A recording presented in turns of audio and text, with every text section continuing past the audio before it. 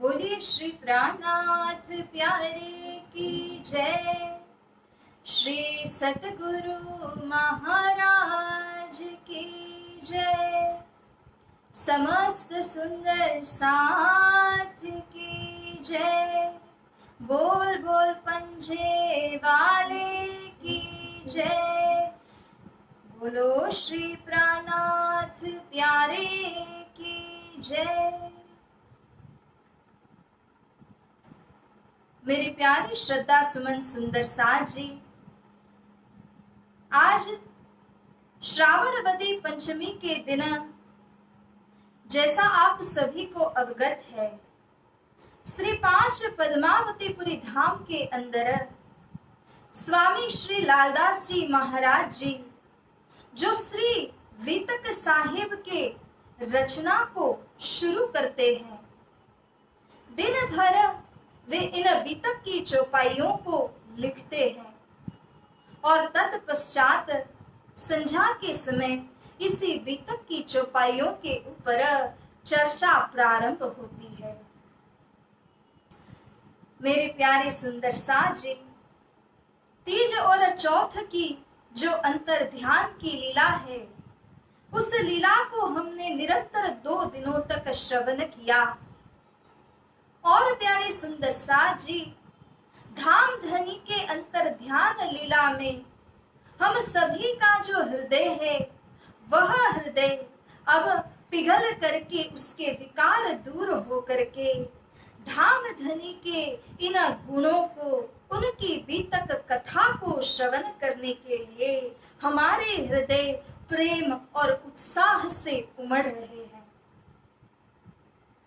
मेरे प्यारे सुंदर साथ जी, अब इस वीतक कथा की जो भूमिका है, इसे भी हम श्रवण करेंगे एवं इस वीतक कथा की रचना किस प्रकार से हुई है, इन तमाम बातों को देखते हुए किस प्रकार से स्वामी श्री लालदास जी महाराज प्रथम प्रकरण के अंदर में सभी राजाओं के नामों को हमको बताते हैं जो 4 युगों के दरमियान हुए हैं, और तत्पश्चात कलयुग के अंदर किस समय में बुद्ध निष्कलंक अवतार का प्रकटीकरण हुआ है, इस विषय स्वामी श्री लालदास जी महाराज हमें संबोधित करते हैं। मेरे प्यारे सुंदर साथ जी, आप सभी जो ऑनलाइन इस वीतक कथा को श्रवण करने हेतु उपस्थित हैं, आप सभी को कोटि कोटि बेर मेरा प्रणाम। तो प्यारे सुंदर साथ जी, अब अधिक विलंब न करते हुए धाम धनी का पूजन वंदन, परम पूज्य गुरु जी का पूजन वंदन करने के पश्चात हम इस वीतक कथा रसपान का प्रारंभ करते हैं और धाम धनी के चरणों में विनती करते हैं, अर्जी लगाते हैं। बोलिए श्री कृष्ण कन्हैया लाल की जय। श्री सतगुरु महाराज की जय।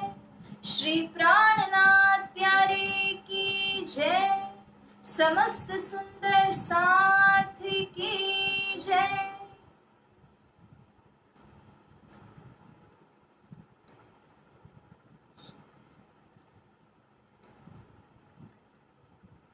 आनंद कंदम प्रभुदेव चंद्रम व्रजे स्वरूपेण पुरापि जातम् प्रवेश्य प्राप्तं प्रिय प्राणनाथं परेश पूर्णं सततं नमामि।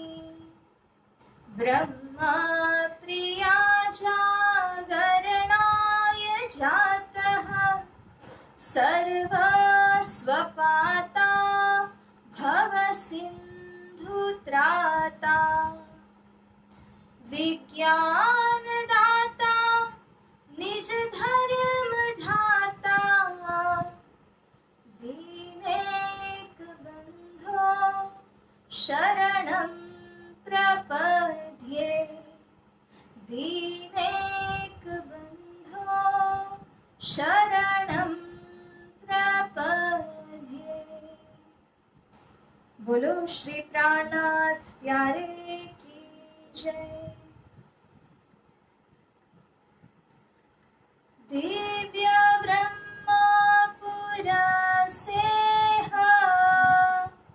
ब्रह्माद्वैतस्य वासना तासामेका च परमा सुभगा सुन्दरी प्रिया।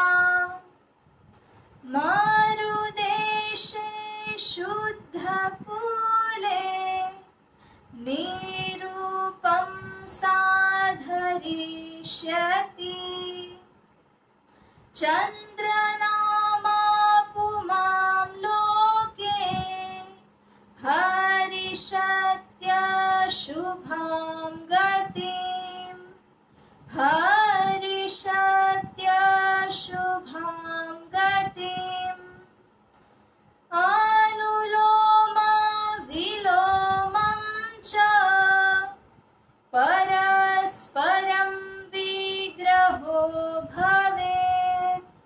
विक्रमस्य गते द्वे च सप्तदशाष्टत्रिकं यदा बुद्धश्चावतरिष्यति कलकिरभवति दुःखः। चित्रकूटे वने रामे विजयाभिनन्दनो भवेत्। चित्रकूटे वने रामे विजयाभिनन्दनो भवेत्। विजयाभिनन्दनो भवेत्।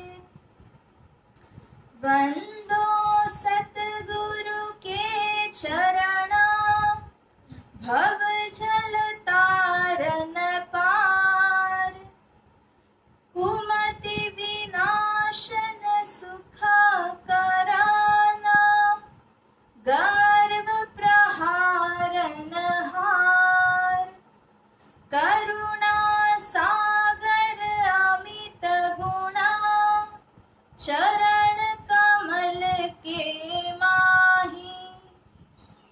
सुखकारी शीतल सदा सतगुरु पद की छाही।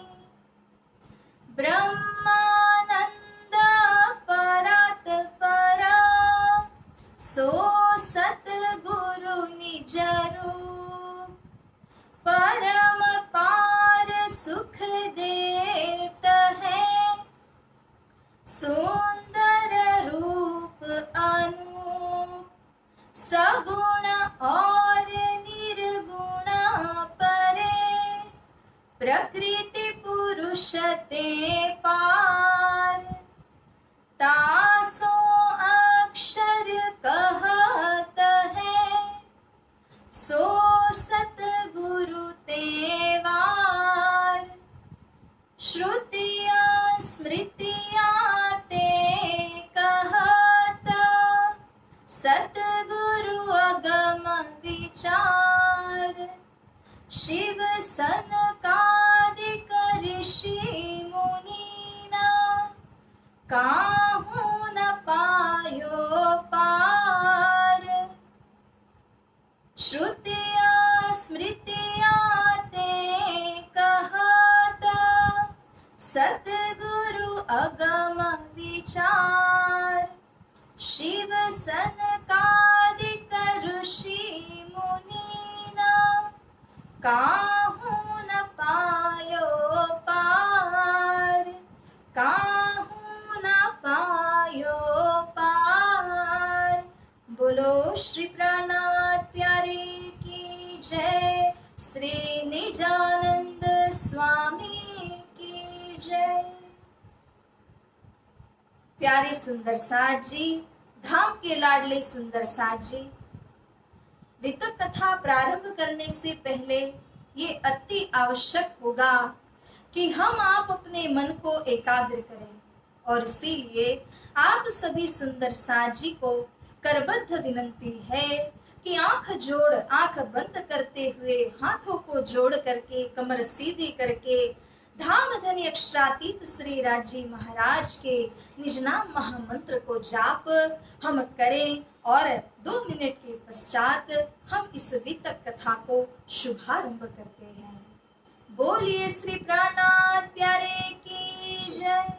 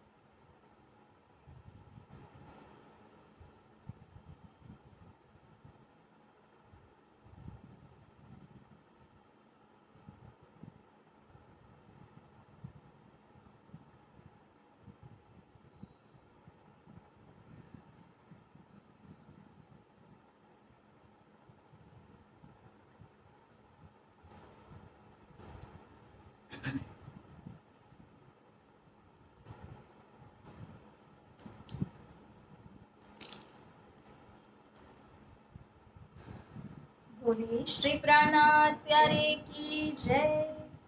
प्यारे सुंदर साजी, अति सुहावना श्री बीतक साहिब को श्रवण करने जा रहे हैं यह प्रसंग, इसीलिए एक बहुत सुंदर सी धुन मन में याद आ रही है। तो आइए हम सभी उस धुन को गुनगुनाते हुए धाम धनी के चरण को स्मरण करते हुए और बड़े हर्ष उल्लास के साथ इस बीतक कथा का शुभारंभ करें। वीतक डंको वाग्यो ने साथी आवजो रे, वीतक डंको वाग्यो ने साथी आवजो रे, साथी आवजो रे बिजाने लावजो रे, साथी आवजो रे बिजाने लावजो रे, वीतक डंको वाग्यो ने साथी आवजो रे, वीतक सुनवा सुरवैया साथी आवजो रे, आडू अवडू कहवानु मुकी सुनजो रे, वीतक डंको वाग्यो ने साथी आवजो रे। बोलिए श्री प्राणनाथ प्यारे की जय।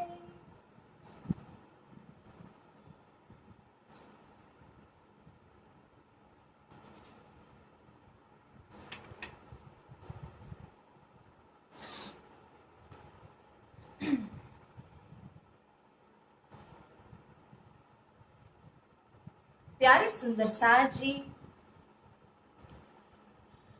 जैसा कि हम सभी को अवगत है कि किस प्रकार से महामती श्री प्राणनाथ जी स्वरूप ने जब अपने इस पंच तत्व के देह को परित्याग किया और हम मोमिनों के हृदय के अंदर एवं श्री पद्मावतीपुरी धाम के जो गुम्मट जी है वहां पर धाम धनी को पधराया गया और पंचमी के दिन से इस वीतक कथा की रचना तथा श्री वीतक कथा की चर्चा का शुभारंभ हुआ।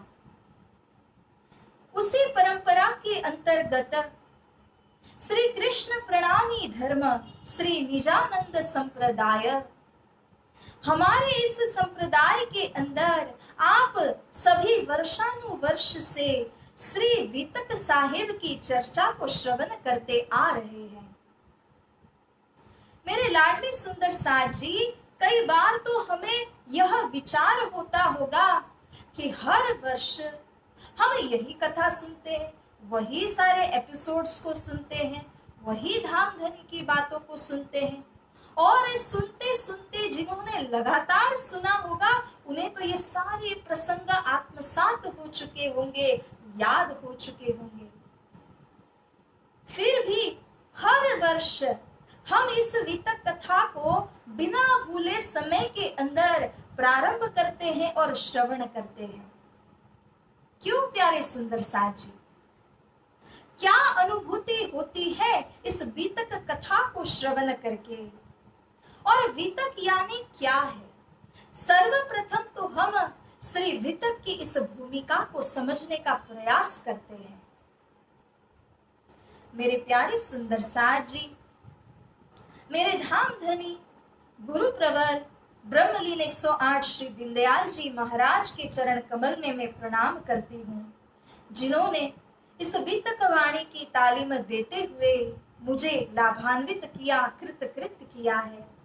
और आज आप सभी के सामने इस कथा रस को मैं यहाँ पर परोस रही हूँ, तो मैं नहीं परोस रही हूँ, मैं एक माध्यम हूँ। धाम धनी स्वयं ही यहाँ पर अपनी वाणी को कह रहे हैं। तो हे सुंदर साथ जी, इस वीतक का अर्थ क्या है? मैं न केवल आप सभी से बात कर रही हूँ जो लाइव देख रहे हैं, यह संबोधन उन सभी सुंदर साथ जी को, उन सभी आत्माओं को है जो अभी नहीं तो बाद में सही इस वीतक की चर्चा को अवश्य सुनेंगे। सुंदर साथ जी, वीतक चर्चा के अंदर का मर्म जानिए तो कभी हम वीतक चर्चा को छोड़ ही नहीं सकते हैं। क्यों? वीतक यानी क्या है? बीती हुई बात और आत्मकथा के रूप में कही गई बात को वीतक कथा करके कहा गया है। जिस प्रकार से हम लोग कई जो आगेवान होते हैं, अग्रगण्य और नॉलेजेबल पीपल होते हैं, वे सभी अपनी अपनी ऑटोबायोग्राफी लिखते हैं और कभी कभार उनके लिए कोई अन्य उनकी बायोग्राफी को प्रेजेंट करते हैं, जिसके अंदर उनके संपूर्ण जीवन की कथा को विस्तार से बताया गया होता है। ठीक उसी प्रकार से मेरे प्यारे सुंदर साथ जी, यह जो वीतक कथा है, यह हमारे धाम धनी, हमारे अक्षरातीत श्री राजी महाराज की कथा है। यह एक चर्चा है जिसके द्वारा हमारी आत्म को अनुभूति होती है और इसे हम हर साल सुनते हैं। क्यों? क्योंकि धाम धनी की यह वीतक चर्चा को श्रवण करके, रसपान करके उसे हम हृदय में उतारते हैं। मैंने कल भी यही कहा था कि 11 महीने आपके हैं और 1 महीना कंपलसरी परमात्मा के श्री चरणों में अर्पण करना ही चाहिए, क्योंकि वह 1 महीना आपको 11 महीने अपने लौकिक कार्य करने के लिए, अपनी वर्ल्डली एक्टिविटीज को फुलफिल करने के लिए जो शक्ति चाहिए, जो ऊर्जा चाहिए, वह प्रदान करता है। तो सुंदर साथ जी, इस वीतक कथा के अंदर का जो मर्म है वो ये है कि धाम धनी की कथा को सुनकर, उनके जीवनी को सुन करके, उनके तमाम प्रसंगों को सुन करके हम अपने हृदय में उनको उतारते हैं। समय में जब अपने ही जीवन के अंदर ऐसे क्षण आ जाए, ऐसी परिस्थिति आ जाए कि जिसके कारण हमें संकट हो जाए, हम समझ न पाए, असमंजस में पड़ जाए, तब क्या करना होगा? धाम धनी की वाणी और धाम धनी की यह जो वितक कथा है, इसको हमें ध्यान में रख करके मार्गदर्शन प्राप्त करना होगा। यदि श्री महाराज के जीवन के अंदर यह हुआ तो उन्होंने इस प्रकार से काम लिया।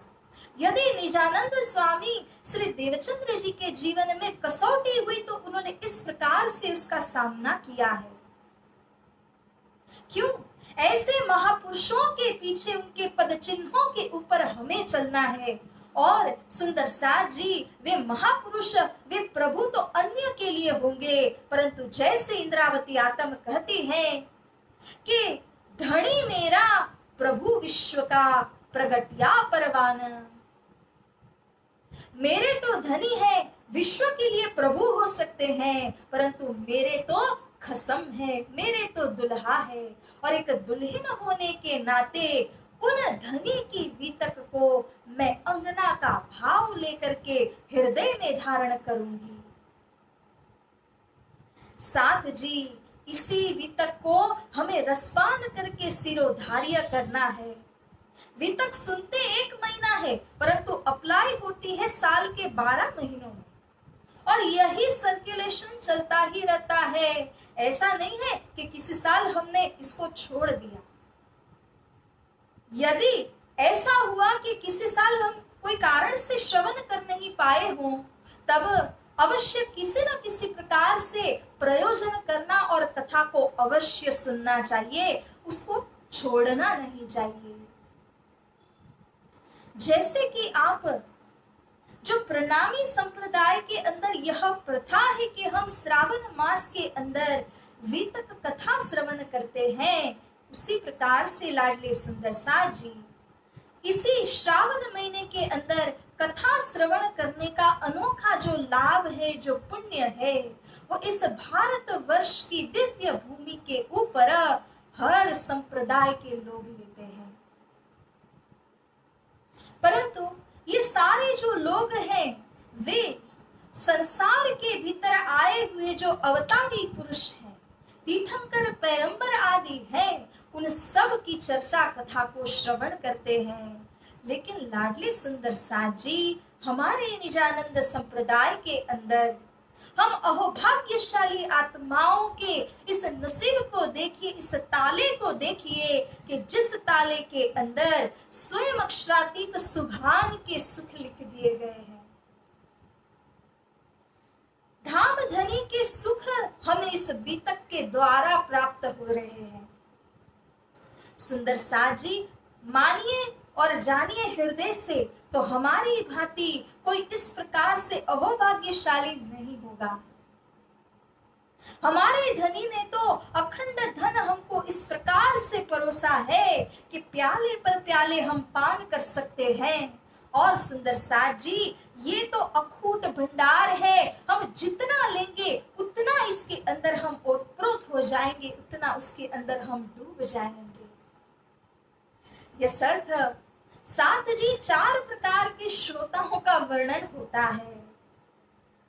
वो 4 प्रकार कौन कौन से हैं कुछ ही देर में बताती हूँ। और इसी के साथ ध्यान से सुनते हुए आपने यह पता लगाना है कि इन चारों में से मेरी कैटेगरी कौन सी है, मैं किस प्रकार के श्रोताओं में हूं। जैसे कि एक उदाहरण लिया जाए कि जब सवेरे सवेरे आप अलार्म सेट करते हैं और वह अलार्म बजती है, कभी कभी हम इतने थक चुके होते हैं ना कि हमें लगता है कि इसके स्वर को बंद करके और 5 मिनट सो जाऊं। उस वक्त 5 मिनट भी अमृत में लगता है। तो इस तरह से कई बार हम अलार्म रख करके उसे पुनः बंद कर देते हैं कि 5-10 मिनट के बाद से फिर बजेगा, फिर वह बजता है, फिर हम उसको बंद करते हैं। ऐसा करते करते हम कितनी ही बार उसको बंद करते, उठने का नाम नहीं लेते, और जब तक उठते हैं तो देरी हो जाती है। ये एक प्रकार के लोग हुए। फिर दूसरे प्रकार के ऐसे भी लोग हो सकते हैं ना कि जिनका अलार्म बजता है, सब उठ गए, आजू बाजू के घर वाले सभी उठ गए परंतु वह बंदा सोया हुआ है। फिर पुनः कहें तो तीसरा प्रकार ऐसा भी होता है, कभी कभार हम अलार्म को बंद करते हैं, अपने पलंग के ऊपर में उठ के बैठ जाते हैं और बैठ करके सोचते हैं अरे आज मुझे क्या काम था, क्यों मैंने अलार्म रखा था। ऐसा सोच करके हम उसको बंद करके दोबारा से सो जाते हैं। ये तीसरा प्रकार हुआ। और अब चौथा और अंतिम प्रकार वह है जो अलार्म बजते ही उसे बंद करके अपने पलंग के बीच में बैठ करके आंखें बंद करते हुए श्री गुरु चरण, श्री परमात्मा चरण को स्मरण करते हैं और अपने उस दिन को बढ़िया तरीके से शुभारंभ करते हैं और उसके बाद एक के बाद एक कार्य जो उन्होंने सोचा है उसको संपन्न करते जाते हैं। जिस तरह से हमारे निजी जीवन में यह होता है प्यारे सुंदर साथ ji, again we have to understand spiritual awakening, आत्म जागृति, उसमें भी यह होता है। जैसे कि धाम धनी अक्षरातीत श्री राजी महाराज की यह वाणी, सतगुरु स्वरूप और श्री प्राणनाथ जी हमारे ऊपर लगातार इस वाणी की वर्षा कर रहे हैं। जब प्रत्यक्ष रूप में मिलते थे तो उस प्रकार से गर्जना होती थी, अब जो प्रत्यक्ष में मिल नहीं पाते हैं तो ऑनलाइन माध्यमों से इस तरह से धाम धनी पुकार करते हैं, वाणी की गर्जना करते हैं।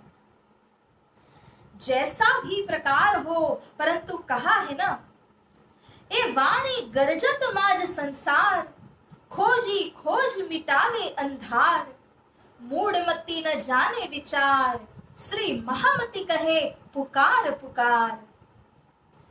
तो सुंदर साथ जी, महामती का काम तो पुकारते हुए कहना है, हमें सतर्क करना है और वही वे हमको कर रहे हैं। इस वाणी की गर्जना को सुनना यही अलार्म को सुनना है। क्यों? वह हमको जगा रही है।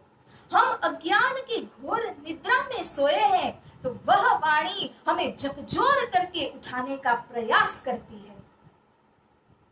तो इस तरह से लाडली सुंदर साथ जी, कई लोग, कई श्रोतागण ऐसे होते हैं कि कथा मंडान में बैठे हो, चाहे वर्चुअल मीन्स से हो चाहे फिजिकल मीन्स से क्यों ना हो, कथा मंडान में बैठे आवाज कानों में जा रही है, गुंजियमान हो रही है, लेकिन स्नूज का बटन दबा देते हैं। सुन तो रहे हैं, अच्छा लग रहा होगा, लेकिन अमल नहीं कर पाते।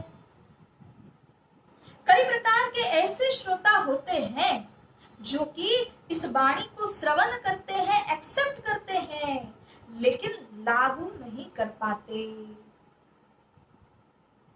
कल करूंगा, परसों कर लूंगा, अरे बहुत लंबा मेरा जीवन पड़ा है, आज क्या जल्दी है। ऐसा सोचने वाले भी तो कई श्रोता होते हैं। ये दूसरे प्रकार के हुए। अब जो तीसरे प्रकार के हैं वे सोचते हैं कि अच्छा, मुझे इस वाणी का अनुकरण करना है, मुझे इस वाणी को अपने जीवन में उतारना है और धाम धनी जो इस प्रकार से पुकार कर रहे हैं तो मैं अवश्य उनके वचनों को शिरोधार्य करूं। ऐसा सोच करके वे अपनी कूटनीति को छोड़ देते हैं और अच्छी नीति को अपनाते हैं और सुमार्ग ऊपर चलने लग जाते हैं, किंतु कुछ ही दिनों, कुछ ही अवसरों के बाद में वे पुनः चूकने लग जाते हैं, पूरी तरह अमल कर नहीं पाते। माया का घेन धारण उन्हें पुनः खींच लेता है। सुंदर साथ जी, और एक चौथे प्रकार के वह श्रोता होते हैं जो श्रोता जिन्होंने सुना, अमल किया और अपने जीवन में कंसिस्टेंटली वे इस चीज का पालन करते हैं।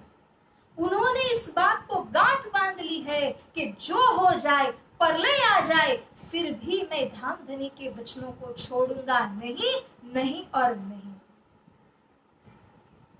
जो कोटि विघ्न माथे पड़े तो ही न मुकिए साध संग, ऐसा मान करके निष्ठा से चलने वाले ऐसे भी कई श्रोता होते हैं। तो सुंदर साथ जी ये 4 प्रकार के श्रोता हुए, जो कि परवाह से सुनने वाले, मर्याद में सुनने वाले, पुष्ट से सुनने वाले, और above all we have the ones who listen with one pointedness and with self discipline, जो सुनते हैं पूरी निष्ठा लेकर के। तो 4 प्रकार हुए सुंदर साथ जी, परवाह, मर्याद, पुष्ट, निष्ठा। अब जो प्रश्न मैंने पूछा था उसी प्रश्न को दोबारा से दोहराती हूं कि आप सभी जो यहाँ श्रवण कर रहे हैं, मैं आपको कोटि कोटि प्रणाम करती हूँ। आपने उचित समय में यहाँ पर जो सुना है और इस सुन करके जो ग्रहण कर रहे हैं, जो आत्मसात कर रहे हैं, आप सबको इसीलिए मैं कोटि वेर प्रणाम करती हूँ। परंतु इसी के साथ सुंदर साथ जी मैं प्रश्न करती हूँ कि हम ये चारों में से कौन से प्रकार के श्रोता में लिस्टेड होना चाहते हैं? क्योंकि हम जिस किसी प्रकार के अंदर लिस्ट होंगे उसी प्रकार से हमको फल की प्राप्ति होगी, है कि नहीं? सुंदर साथ जी जो सिर्फ परवाह में रह करके सुनना चाहते हैं, यानी मिला तो अच्छा है, नहीं मिला तो भी चलेगा, ऐसा सुनने वाले कितने हो सकते हैं ना। और कई ऐसे भी होते हैं कि जो ये सोच करके सुन रहे होते हैं कि मैं तो मनुष्य हूं और मनुष्य होने के नाते ही मुझे कथा चर्चा को श्रवण करना चाहिए, इस प्रकार से भी वे सुनते हैं। ये हो गए मर्याद में सुनने वाले। अब आती है बात जो अच्छी प्रकार से आत्मा के कानों से श्रवण करते हैं, इन्हें कहा जाता है पुष्ट में सुनने वाले। क्यों? वे किसी को दिखाने के लिए श्रवण नहीं कर रहे, वे श्रवण कर रहे हैं अपनी आत्म के लिए, उस कथा रस पान को अपने दिल में उतारने के लिए कर रहे हैं। और सुंदर साथ जी ऐसे पुष्ट में श्रवण करने वाले जो कोई होते हैं, और उनसे भी बढ़ करके जो डिसिप्लिन में रह करके सुनते हैं, जैसे हमारे धाम धनी श्री देवचंद्र जी महाराज ने 14 वर्षों तक निष्ठाबंध कथा श्रवण की। इसीलिए कहा ना कि वचन ग्रहे सारी सनंद, अच्छी प्रकार निष्ठाबंध होकर के एक डिसिप्लिन में रह करके उन्होंने कथा श्रवण की। जिस दिन मेरे आत्म को खुराक नहीं मिलेगा उस दिन मैं शरीर को खुराक भी नहीं दूंगा, ये उनकी निष्ठा थी, ये उनका डिसिप्लिन था। ये है निष्ठा में सुनना, आत्मा के लिए ही है लेकिन फिर भी एक निष्ठा लेकर के वे सुन रहे हैं। This is the one pointedness with which they listen to it. मेरे लाडली सुंदर साथ जी, अब हमें विचार करना है। आगे पूरा महीना पड़ा है, महीने दिन की इस कथा श्रवण करने के लिए हम कितनी कमर बांध रहे हैं। क्या हम परवाह में सुने, मर्याद में सुने, पुष्ट या फिर निष्ठा से सुने? जो कोई निष्ठा में रह करके श्रवण करेंगे उनके लिए अति उत्तम फल होगा, क्योंकि उसी निष्ठा के द्वारा वे धाम धनी के इन सभी गुणों को, उनकी मेहर को, कृपा को आत्मसात कर लेंगे। वो 1 महीने के अंदर पूरी तरह से धाम धनी के गुणों को हृदय में उतार लेंगे। इसीलिए लाडले सुंदर साथ जी, हमें अपने लिए सोचना है कि मैं किस प्रकार से श्रवण करूं। मैंने बताने की जगह में हूं, आपको बताया, और मैं आशा करती हूं कि मेरे लाडली सुंदर साथ जी पुष्ट और उससे बढ़ करके निष्ठा में श्रवण करेंगे, तो ही इस वितक कथा का पूर्ण लाभ हमको प्राप्त होगा। मेरे प्यारे धाम के सुंदर साथ जी, अब यहां से आगे जो वीतक कथा रसपान है उसकी तरफ हम आगे बढ़ते हैं, क्योंकि भूमिका बांधना जरूरी है। इसीलिए आप सभी को यह मैंने अवगत कराया। तो क्या हम सभी रेडी हैं? अब स्वामी श्री लालदास जी महाराज जी के पास श्री विंध्याचल पर्वत के श्री पद्मावतीपुरी धाम में चलते हैं। हमारी सुरता को वहां पहुंचा करके उनके श्री मुखारविंद से हम इस बीतक कथा को, इस बीतक की चर्चा को रसपान करते हैं। तो आइए प्यारे सुंदर साथ जी, हम सभी एक बार धाम धनी का जयकारा लगाते हुए श्री लालदास जी महाराज जी के इन सुंदर वचनों को प्रारंभ करें।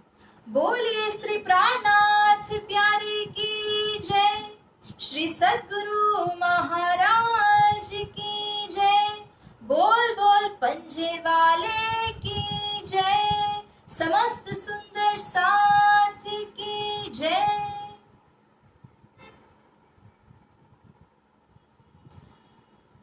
श्री श्री श्री तीनों स्वरूपों की बीतक।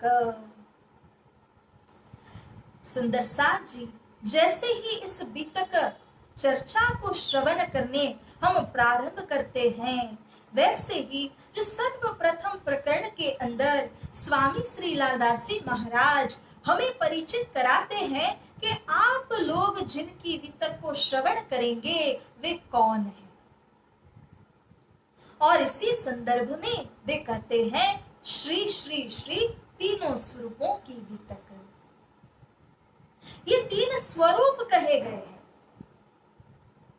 और विद्वानों के अंदर कई प्रकार के मत हैं कि तीन स्वरूप कौन कौन है।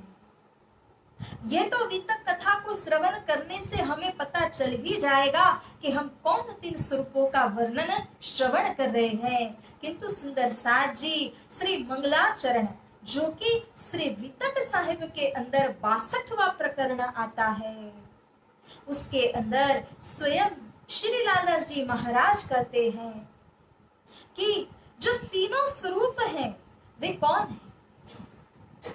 बसरी मल की हक्की ए हुक्म एक सूरत। उन्होंने स्वयं ने बयान किया है कि हुक्म के द्वारा जिनका पदार्पण इस संसार के बीच में हुआ, ऐसे बसरी मल की हक्की ये तीनों स्वरूपों की बीतक को हम श्रवण करेंगे। और इतना ही नहीं, श्रीमुखवाणी के अंतर्गत जैसे मार्फत सागर, श्री श्रृंगार ग्रंथ, ऐसे ऐसे मार्फती दर्जा की वाणी जिन ग्रंथों के अंदर में वर्णित है, श्री राजी महाराज ने बताई है, ऐसी वाणी के अंदर एक दो बार नहीं बल्कि कईयों असंख्य बार इसी बात को दोहराया गया है कि सुंदर साथ जी यह बीतक श्री श्री तीन स्वरूप बसरी मल की भक्ति स्वरूप के बीतक है। अरब देश में जब प्रकटे ब्रह्म सृष्टि के लिए वहां पर कागज छोड़कर गए और भविष्य बता करके गए, उस समय धाम के ब्रह्म आत्मा वहां पर उतरे नहीं थे, परंतु भविष्य के अंदर जब ब्रह्म सृष्टियों का पदार्पण इस संसार के बीच में होगा, उस समय में इन ब्रह्म आत्माओं को जगाने के लिए साहित्य चाहिए, ग्रंथ चाहिए। तो इसी कारण से पहले ही हुक्म के स्वरूप बन करके अरब देश में पधारे और कुरान रूपी सदग्रंथ को संसार के बीच में ला करके छोड़े, जिसके अंदर भविष्य में होने वाली जो क्यामत की लीला है उसको भी उद्घोष उन्होंने किया है।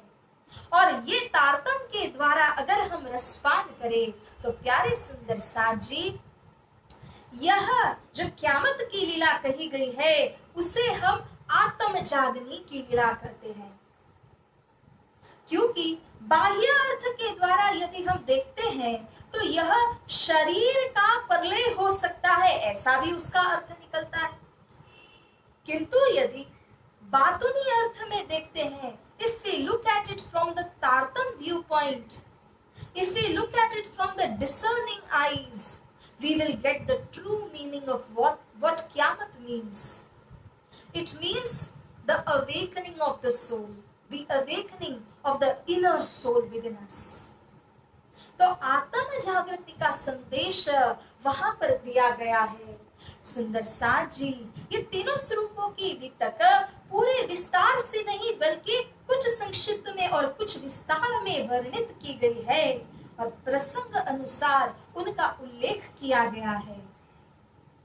तो अब इस प्रकार से जो सर्वप्रथम चौपाई कही गई अर्थ शास्त्रों की साक्षी के अंदर में, यहाँ पर स्वामी श्री लालदास जी फरमाते हैं, भविष्य पुराण में राजा कहे युग चार, वचन जो है व्यास के ताको करो विचार।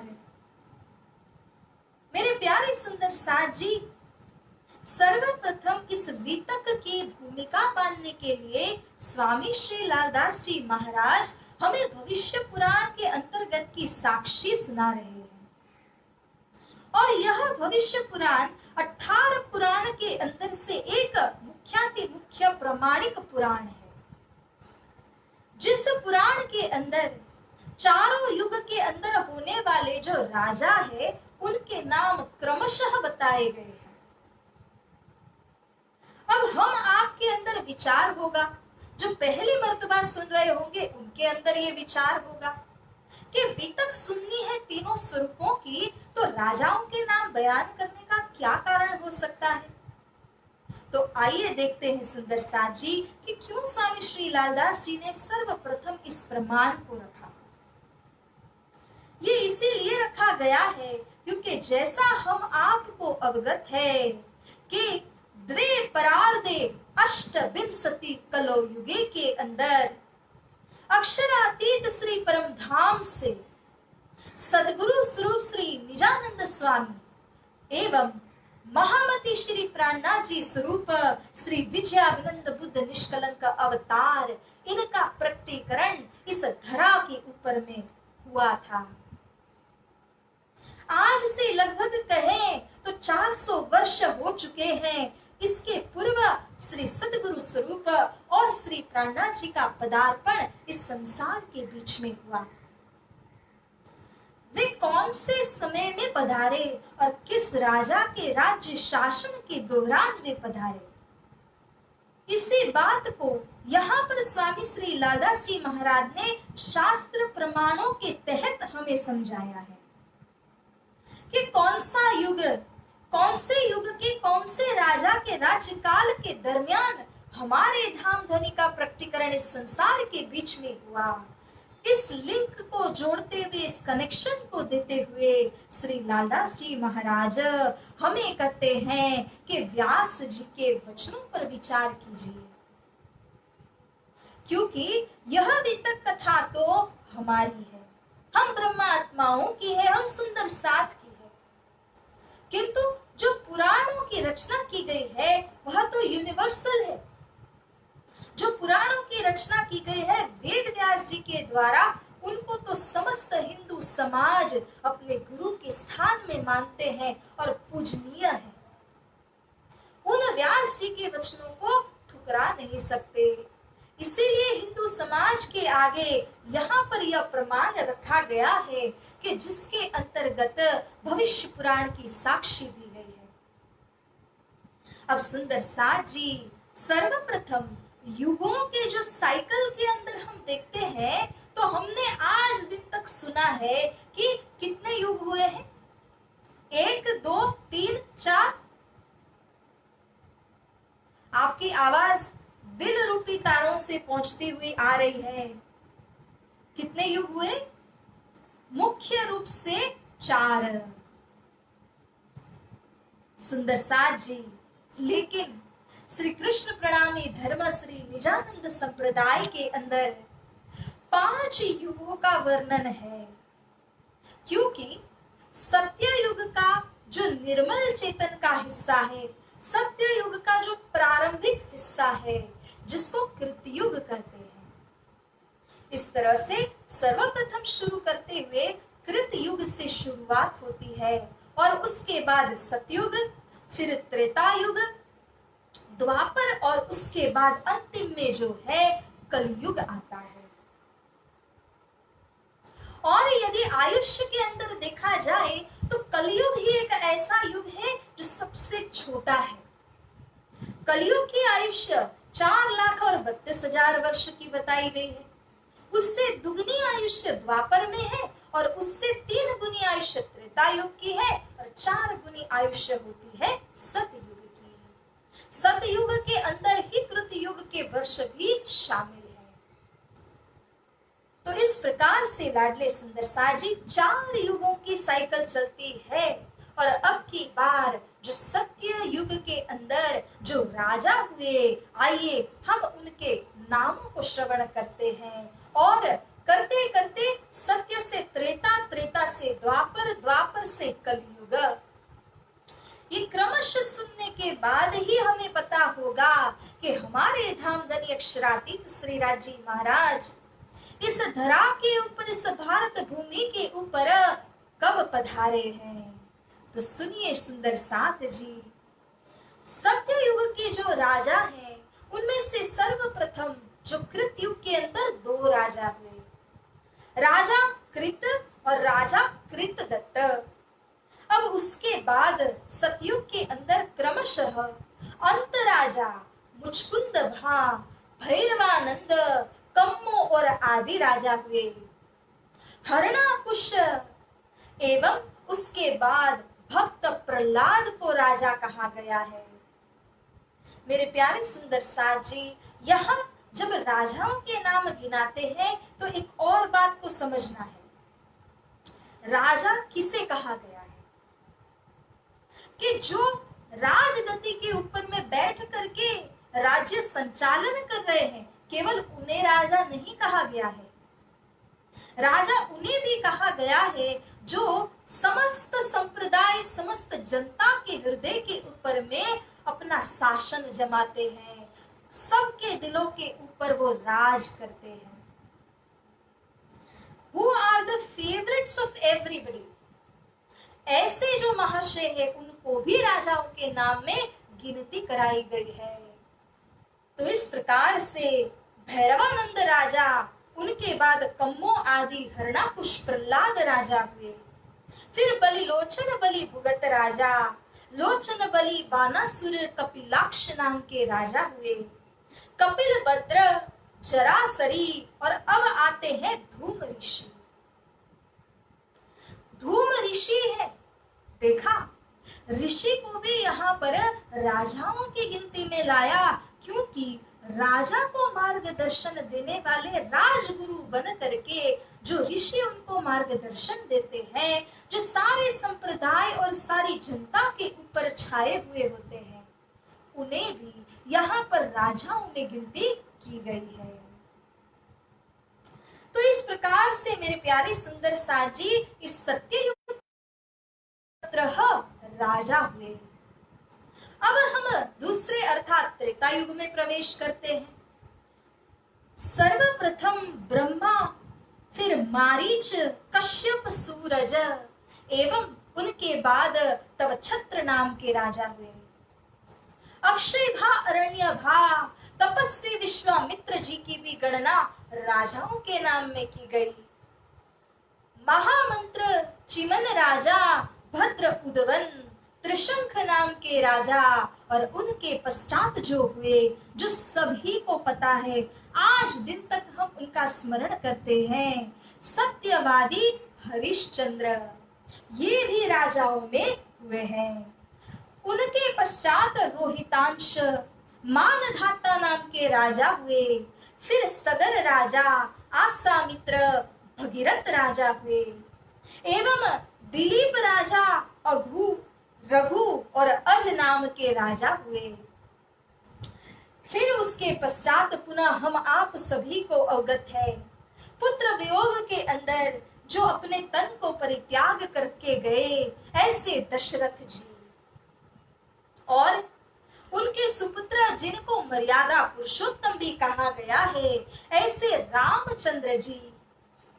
रामचंद्र जी जो कि श्री विष्णु भगवान के अवतार हैं, उन्हें राजा सब कोई मान करके कहते हैं ना कि राम राज्य था।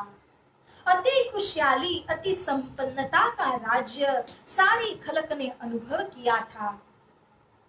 अब सुंदर साज जी उनके बाद लव हुए, जो उनके ही पुत्र हैं, वे राजगद्दी के ऊपर आसीन हुए। लव के बाद अंतभान कयलखी बबरवान सुदर्शन अग्निवरण नाम के राजा हुए। तो इस तरह करते करते त्रेता युग के अंदर 29 अर्थात के 29 राजा कहलाए। अब इसी प्रकार से तुरंत हम द्वापर युग के राजाओं के नाम श्रवण करें। इंद्र नाम के राजा, फिर चंद्रमा, पूर्वा, अय और निर्मोक्ष नाम के राजा हुए। शांतनु हुए, चित्र राजा हुए, चित्र के बाद में विचित्र नाम के राजा हुए। फिर उसके बाद जो व्यास जी कहे जाते हैं, जो हिंदू संप्रदाय के गुरु हैं, उन व्यास जी को भी राजाओं के नाम में गिनती की गई है, जबकि असल में देखा जाए तो राजगद्दी के ऊपर वे आसीन नहीं थे, परंतु राजाओं का मार्गदर्शन वे करते थे, इसीलिए उन्हें भी राजाओं के नाम में लिखा गया है। अब उनके पश्चात पांडु हुए, और पांडु के बाद हमें मालूम है कि युधिष्ठिर को राजा बनाया गया था, लेकिन यह राजाओं के नाम मध्य अर्जुन का नाम आता है। क्यों? सख्य भाव की भक्ति को पालन करके जो श्री कृष्ण जी के साथ में अति मिक्स हुए, अति सखा भाव रख करके घुलमिल हुए, ऐसे जो अर्जुन हैं, उन्हें यहाँ पर राजाओं में कहा गया है। अहिवरण कुमार क्षेत्र नख शांतनु नाम के राजा हुए।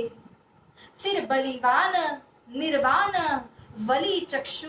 देखिए, अर्जुन और उनके बाद में आने वाले परीक्षित के बीच में कई राजाओं के नाम आ चुके हैं। तब जाकर के परीक्षित राजा बने, और उसके पश्चात उनके पुत्र जन्मजय, जिन्होंने सर्प यज्ञ भी किया था अपने पिता का जो वध हुआ था, उसके उपलक्ष्य में प्रतिशोध लेने के लिए। तो इस प्रकार से प्यारे सुंदर साथ जी द्वापर युग के अंदर विष्णु भगवान का अवतार भी इस धरा के ऊपर में हुआ, और फिर उसके बाद में जब कलयुग प्रारंभ होता है, तो कलयुग के अंदर हम यह श्रवण करते हैं कि कौन से 20 राजा हुए। द्वापर युग में 19 राजा बताए गए हैं। अब सुंदर साथ जी हमें हृदय के कानों से श्रवण करना है। क्यों? 3 युग के राजाओं को हमने श्रवण कर लिया। अब जो चौथा और अंतिम युग है, जिस युग के अंदर हमारे धाम धनी का पदार्पण हो रहा है, उसे हम श्रवण करते हैं। अब जो कलयुग के 20 राजा कहे गए हैं, उनमें से सर्वप्रथम जदु नाम के राजा हुए। अजय पाल, महीपाल, गंधर्व सेना, वीर विक्रमादित्य, विक्रमाचक्र नाम के राजा हुए। और फिर आते हैं राजा भोज। जिन राजा भोज के समकालीन कालिदास नाम के कवि भी हुए थे, ऐसे राजा भोज जो हमेशा अपने विषय भोग के अंदर तल्लीन रहे, और इसीलिए मुसलमानों के द्वारा, मुगलों के द्वारा उनके हाथों से जो भारत देश की सत्ता है, बागडोर है, उसको छीन लिया गया। राजा भोज और उनके बाद में जो हुए वे थे गौरी पातशाह। 7 राजा हुए जब तक मुगलों ने अपने हाथों में शासन ले लिया, और सर्वप्रथम गौरी पातशाह कहलाए। अब यहाँ से अलाउद्दीन, नसीरुद्दीन, लोड़ा महमूद, बड़ा महमूद, सूर खां, तैमुरलिन, बाबर एवं हुमायूं, ऐसे क्रमश कई राजा होते गए। हुमायूं के बाद में उन्हीं के पुत्र, जिनको अकबर कहा गया है। ये जो अकबर है, उन्हें ग्रेट कहा गया है। हिस्ट्री के अंदर भी उन्हें बहुत ही सम्मान से देखा जाता है। इन अकबर के बाद में सलीम शाह हुए जिन्होंने गद्दी को संभाले रखा, और सलीम शाह के बाद में शाहजहां हुए। सुंदर शाह जी अब जो अंतिम में राजा कहलाए उनको कहा गया है औरंगजेब। ये जो शाहजहां थे वे कुरान के अंदर बहुत ही जानकार थे, इसीलिए उन्हें पता था कि प्रॉफिट मोहम्मद ने जिस प्रकार से क़यामत आने की बात की घोषणा की है वह समय अब आ रहा है, क्योंकि उनके जाने के बाद 10 सदी व्यतीत हो रही थी। 1000 वर्ष का समय व्यतीत हो चुका था। वे जानते थे कि कुरान के अंदर बताए गए खुदा स्वरूप इमाम मेहदी के प्रकटीकरण का समय आ चुका है। इसीलिए उनके हृदय के अंदर बड़ी चाहना थी कि हम इमाम स्वरूप के दर्शनों की प्राप्ति करें। लेकिन ये राजनीति के अंदर कोई किसी का नहीं होता, और उन्हीं के पुत्र औरंगजेब ने उन्हें गद्दी से हटाने के वास्ते उन्हें कारागार में बंद कर दिया। और इतना ही नहीं, अपने बड़े भाई दारा को भी जान से हाथ धोना पड़ा। कुछ समय के बाद शाहजहां को भी इसी प्रकार से औरंगजेब ने मार दिया, क्योंकि उन्हें राजनीति की सत्ता चाहिए थी और वे स्वयं राजगद्दी के ऊपर में बैठ गए। और यही है कलयुग के राजाओं में अंतिम।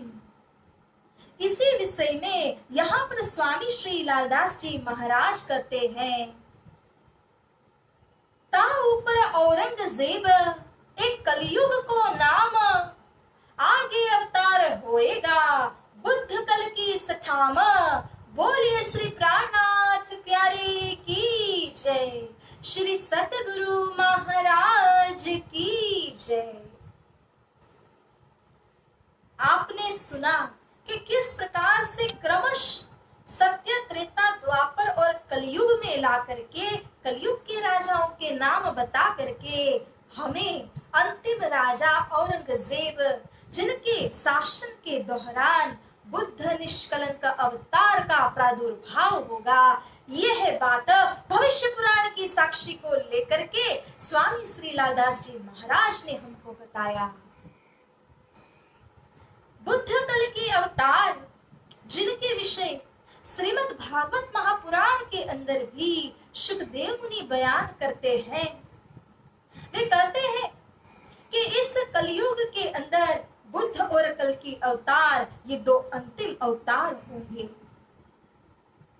और यही दोनों क्या कार्य करते हैं? हर चतुर्युग के अंतिम में जब कलयुग आता है तब बुद्ध जी अपनी बुद्धि को प्रदान करते हैं और कलिकाल से प्रेरित जो जनता होती है उनके मन को फिराने का कार्य करते हैं। जो कल के अवतार है वो उनको पार उतारने का, लिबरेशन देने का कार्य करते हैं, उनके हृदय को भी फिरा देते हैं, इस प्रकार से उन्हें मुक्ति प्रदान करते हैं। लेकिन सुंदर साथ जी इस बार इस 28वें कलयुग के अंदर में जब बुद्ध और कल के अवतार के विषय की भविष्यवाणी शुकदेव मुनि ने बयान की, तब वे स्वयं कहने लगे कि इस बार जो बुद्ध अवतार आएंगे वे तो, ध्यान से सुनिएगा सुंदर साथ जी, वे तो त्रिगुण को उतारे पार, 14 लोक के अधिपति मालिक जो 3 गुण युक्त त्रिदेव कहे गए हैं उनको भी पार उतारने वाले होंगे। कल के अवतार के विषय में कहा, अश्व अधूरो रहो। अश्व के ऊपर में सवार होकर के कल के अवतार आते हैं, लेकिन इस बार जब शुकदेव मुनि देखते हैं तो उस अश्व के ऊपर श्वेत रंग का अश्व है, उसके 3 पैर जमीन के ऊपर है, 1 पैर अधर में है। क्यों? क्योंकि सवारी अब तक बैठी नहीं। तब शुकदेव जी ने भविष्य कहा कि अश्व अधूरा है। क्योंकि लाडले सुंदर साथ जी श्री तारतम ज्ञान के द्वारा श्री तारतम रूपी दृष्टि को खोल करके यदि हम देखते हैं तो बुद्ध अवतार अर्थात के अक्षरातीत श्री परम धाम से प्रादुर्भाव जिनका हुआ, ऐसे हमारे सतगुरु स्वरूप जागृत बुद्धि के अवतार हैं, जिनका प्राकट्य श्री पांच नौतनपुरी धाम में हुआ है।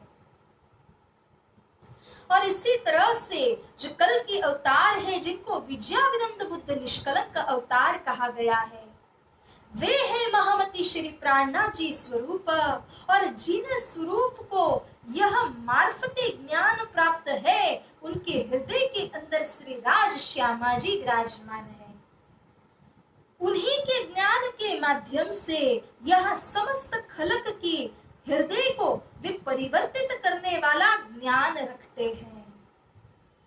तो ऐसे कल की अवतार कोई जाहिर अश्व के ऊपर नहीं, बल्कि कागज रूपी अश्व के ऊपर सवार है, क्योंकि यह ब्रह्म ज्ञान, यह दिव्यतातम वाणी जो कि जाहिरी अश्व पर नहीं, श्वेत कागज के ऊपर अर्थात ज्ञान के रूप में प्रकट है। तो मेरे प्यारे सुंदर साथ जी, अब स्वामी श्री लालदास जी महाराज प्रकरण के अंतिम चौपाई में बयान करते हैं। श्री महामती कहे ए साथ जी, शास्त्र कहे यो कर, आगे अपनी रीतक, सो लीजियो चित्त धर, सो लीजियो चित्त धर। हे मेरे प्यारे धाम के सुंदर साथ जी, श्रद्धा सुमन सुंदर साथ जी, आगे जो बयान होने जा रही है ना, वो अपनी वितक है। हमें यदि यह प्रश्न पूछा जाए कि आपने किसकी वितक को श्रवण किया, आपके घर में बालक पूछेंगे, आपको कोई अन्य पूछेंगे, तब हम क्या जवाब देंगे? हम कहेंगे कि हमने सतगुरु प्राणनाथ जी की वितक को श्रवण किया, है ना। हम कहेंगे हमने तीनों स्वरूपों की वितक की भूमिका को श्रवण किया, है ना। मगर सुंदर साथ जी, अगर सही अर्थ में पूछिए तो ये न कहना, ये कहना होगा कि आगे अपनी वितक, मैंने मेरी वितक को श्रवण किया। किसकी? मेरी वितक। जब तक अंगना का भाव लेकर के वचन को शिरोधार्य नहीं करते, मेरे धनी के वचन मेरे वचन है, इसीलिए आगे अपनी वितक कहा गया है। सुंदर साथ जी, इसे मात्र सतगुरु श्री प्राणनाथ जी की वितक नहीं समझना है। और उस समय के जो सुंदर साथ थे, स्वामी श्री लालदास जी, श्री छत्रसाल जी महाराज, केवल उनकी वितक नहीं समझनी है, ये वितक मेरी वितक है, ये वितक हमारी वितक है। हमें इनके एक एक वचनों को सिरोधार्य करना है।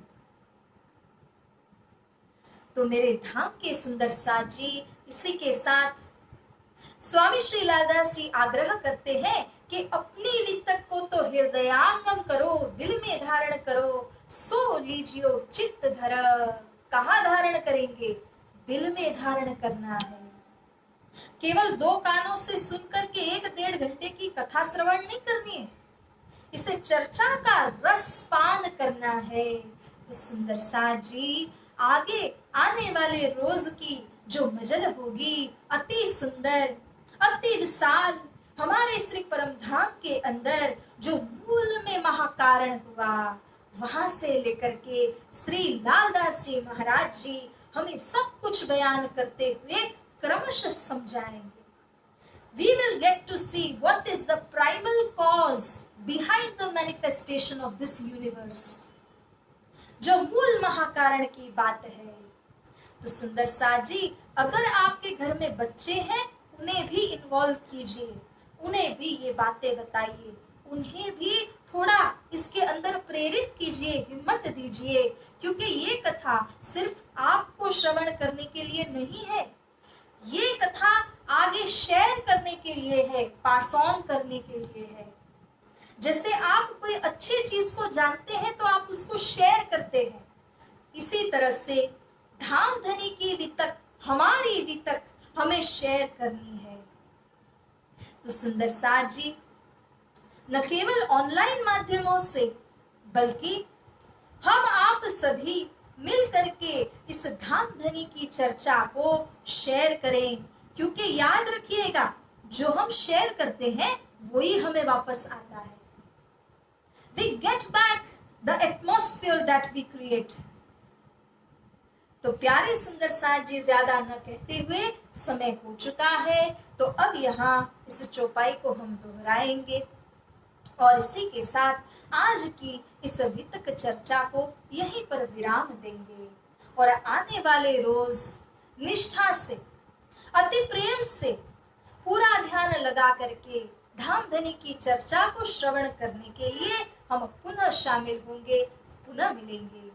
तो आइए आज की इस चौपाई को हम दोहराते हैं।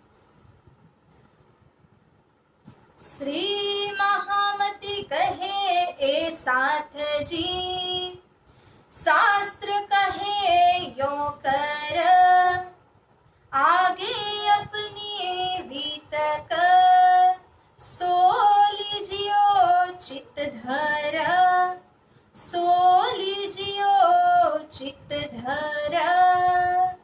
बोलो श्री कृष्ण कन्हैया लाल की जय, श्री सतगुरु महाराज की जय, श्री प्राणात्या जय, महारानी श्री बाईजुराज की जय, श्री छत्रसाल महाराज की जय, समस्त सुंदर साथ की जय। प्रेम प्रणाम सुंदर साथ जी।